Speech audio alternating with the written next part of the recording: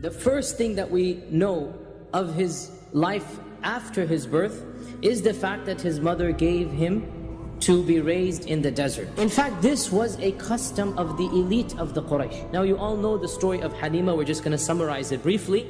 Halima bint Sa'diyah, the famous foster mother of the Prophet ﷺ, she narrates this story in the first person. And it is recorded in a number of books of hadith and of seerah. And so inshallah it is an authentic hadith, no doubt about that, that she said that she and her husband were suffering greatly from poverty. So she's explaining, why would she want to take another baby? Because that baby gets money, the parents give money. And so I convinced my husband to go with the yearly, there was a yearly time that the women of Banu Sa'd ibn Bakr would go to Mecca and would obtain any newly born child who would be willing to be adopted, or not adopted but foster fed for 2-3 years. And so she goes with a group, probably 5-10 women from her clan, and they enter into Mecca and they find out who has given birth. And they hear of the newest batch that has come forth in the last 5 or 6 or 7 months. One of them, of course, is the child that was called the orphan child. They were told immediately, there's an orphan child. His father's already dead. Some of the women didn't even go visit the house of Amina because the only reason you'd adopt the child is because you want money.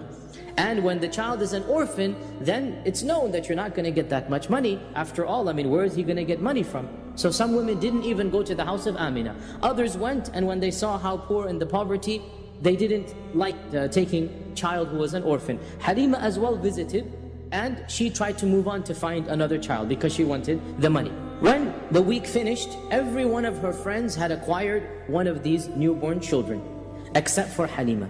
And the only child remaining was the Prophet Muhammad sallallahu alaihi wasallam. So she told her husband that I feel embarrassed. It's like a bit shameful that all of my friends are going back now to the desert and they have a child and I don't have any. It seems like I'm lost. I mean, it's not fair, meaning I want to be like them. So her husband said, why don't you take the orphan child? Perhaps Allah will bless us through him. And so they agreed to take care of the Prophet Muhammad sallallahu alaihi wasallam. All the narrations say that as soon as they took the Prophet Muhammad sallallahu alaihi wasallam, the miracles began right then and there. That she only had one old goat that had stopped giving milk for a long time. As soon as the Prophet ﷺ entered into the tent, the goat's udders became full. She had an old mount that they were riding, the both of them, and when they put the Prophet ﷺ along with the family on this ride, on this animal, it became the fastest animal. Generally speaking, this foster care usually lasted 2 years. During these 2 years, the blessings that Halima witnessed in her household were so many that she was scared of losing the Prophet ﷺ. And so she invented 1,000,001 excuses in front of Amina. And she kept on persisting until Amina felt that there was so much care and love that the Prophet ﷺ is good hands, and so she agreed to extend this contract for a longer period. Of course, it was during the second phase of this foster care that the famous incident of shaqqus sadr, of opening up of the heart, occurred. When the Prophet ﷺ was 4 years old, Anas ibn Malik narrates, the hadith is in Sahih Muslim, so this is an authentic hadith, no question about it, that Jibreel came to the Prophet ﷺ when he was playing with the other children. When Jibreel came, the other children ran away, they're scared. The Prophet ﷺ stood his ground. As a 4-year-old kid, he's displaying bravery. He stood his ground. What do you want from me? And Jibreel came and overpowered him. Sara'ahu. This means that he was struggling. 4-year-old kid is fighting an angel, the strongest angel Allah has created, but he's not going to go without a fight. Again, this shows the determination of the Prophet Muhammad ﷺ. So Jibreel forced him on the ground. You can't fight Jibreel. He forced him on the ground and he opened up his chest. Shaqqa sadrahu. It's just 2 words. And he took his heart out. And he took out a black slither, a black portion from the heart. And he threw it away. And he said, هَذَا حَظُّ الشَّيْطَانِ مِنْكَ. This is shaitan's portion that he had in you. He took it out. And then he washed the heart in a golden cup of Zamzam. And then he put it back. So he washed the heart and he put it back and he sealed it up.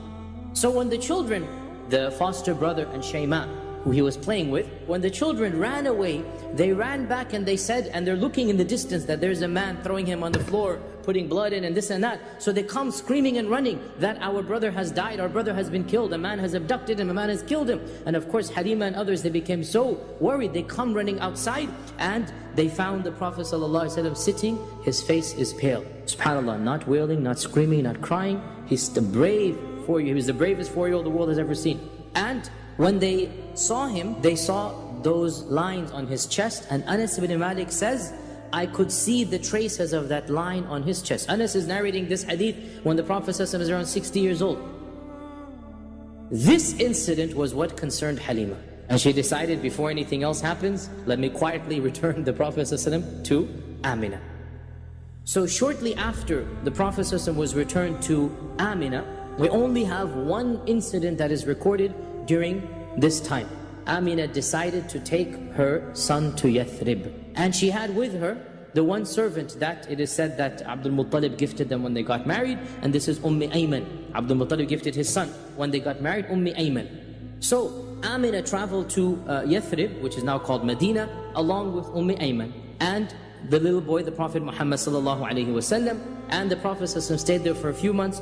On the way back, in a small little settlement, which is still present to this day, and it is called Al-Abwa, Amina herself fell ill, and she passed away right then and there, and Ayman had her buried by the people of the village, Abwa, and so to this day her grave is at a place called Abwa.